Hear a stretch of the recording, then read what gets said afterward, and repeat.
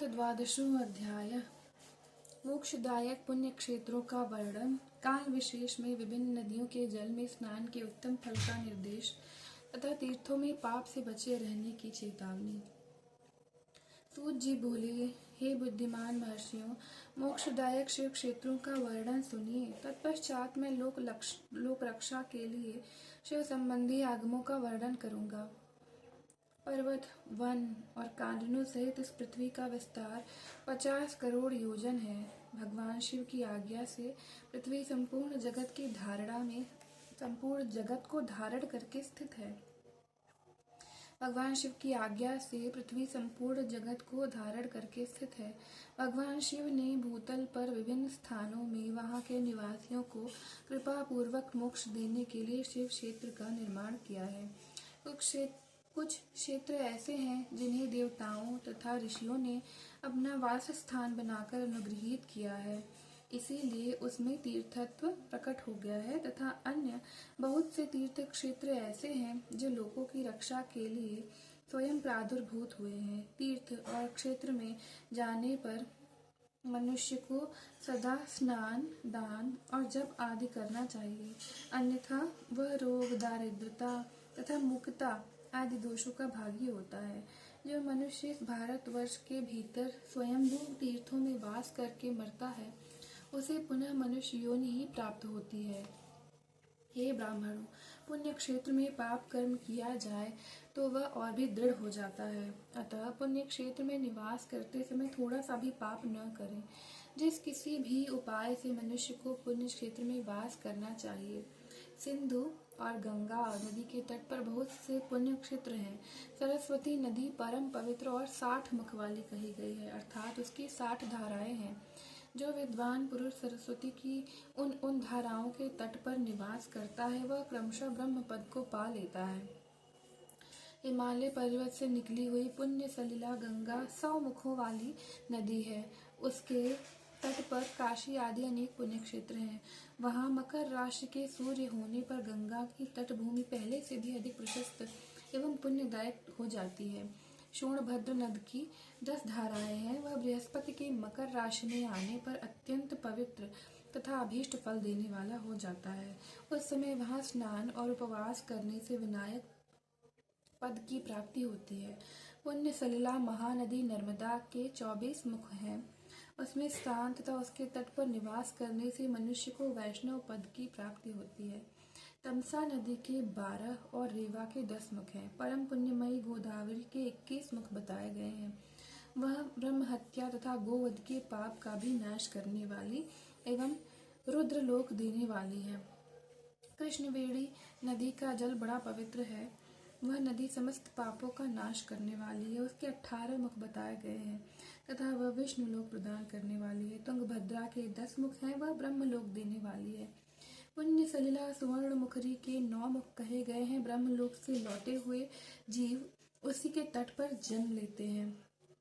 सरस्वती, पंपा, कन्याकुमारी तथा शुभ कारक श्वेत नदी, ये सभी पुण्य क्षेत्र हैं। इनके तट पर निवास करने से इंद्रलोक की प्राप्ति होती है। सह्य पर्वत से निकली हुई महानदी कावेरी परम पुण्यमयी है। उसके 27 मुख बताए गए हैं। वह संपूर्ण अभीष्ट वस्तुओं को देने वाली है।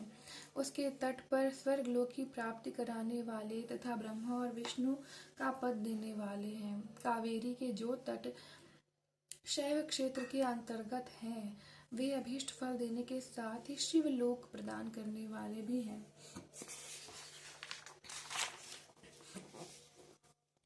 नैमिषारण्य तथा बद्रिकाश्रम में सूर्य और बृहस्पति के मेष राशि में आने पर यदि स्नान करे तो उस समय वहाँ किए हुए स्नान, पूजन आदि को ब्रह्मलोक की प्राप्ति कराने वाला जानना चाहिए।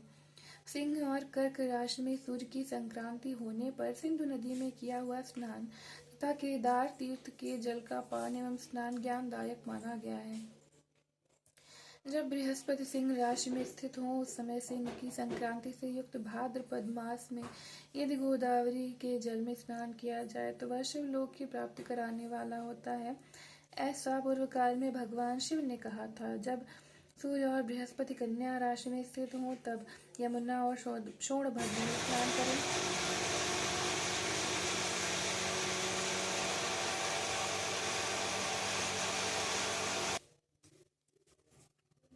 वह स्नान धर्मराज तथा गणेश जी के लोक में महान भोग प्रदान करने वाला होता है। यह महर्षियों की मान्यता है। जब सूर्य और बृहस्पति तुला राशि में स्थित हों उस समय कावेरी नदी में स्नान करें। वह स्नान भगवान विष्णु के वचन की महिमा से संपूर्ण अभीष्ट वस्तुओं को देने वाला माना गया है। जब सूर्य और बृहस्पति वृश्चिक राशि पर आ जाएं तब मार्गशीर्ष के महीने में नर्मदा में स्नान करने से विष्णु लोक की प्राप्ति होती है। सूर्य और बृहस्पति के धनु राशि में स्थित होने पर सुवर्ण मुखरी नदी में स्नान किया हुआ शिवलोक प्रदान करने वाला होता है। ये ब्रह्मा जी का वचन है। जब सूर्य और बृहस्पति मकर राशि में स्थित हो उस समय माघ मास में गंगा जी के जल में स्नान करना चाहिए। ब्रह्मा जी का कथन है कि वह स्नान शिवलोक की प्राप्ति कराने वाला होता है। शिवलोक के पश्चात ब्रह्मा और विष्णु के स्थानों में सुख भोग कर अंत में मनुष्य को ज्ञान की प्राप्ति हो जाती है। माघ मास में तथा सूर्य के कुंभ राशि में स्थित होने पर फाल्गुन मास में गंगा जी के तट पर किया हुआ श्राद्ध, पिंडदान अथवा तिलोक दान पिता और नाना दोनों कुलों के पितरों की अनेक पीढ़ियों का उद्धार करने वाला माना गया है। सूर्य और बृहस्पति जब मीन राशि में स्थित हों तब कृष्णवेणी नदी में किए गए स्नान की ऋषियों ने प्रशंसा की है। उन महीनों में पूर्वोक्त तीर्थों में किया हुआ स्नान इंद्रप्रद की प्राप्ति कराने वाला होता है। विद्वान पुरुष गंगा अथवा कावेरी नदी का आश्रय लेकर तीर्थवास करें। ऐसा करने से उस समय में किए हुए पाप का निश्चय ही नाश हो जाता है। रुद्रलोक प्रदान करने वाले बहुत से क्षेत्र हैं। ताम्रपर्णी और वेगवती ये दोनों नदियां ब्रह्मलोक की प्राप्ति रूप और फल देने वाली हैं।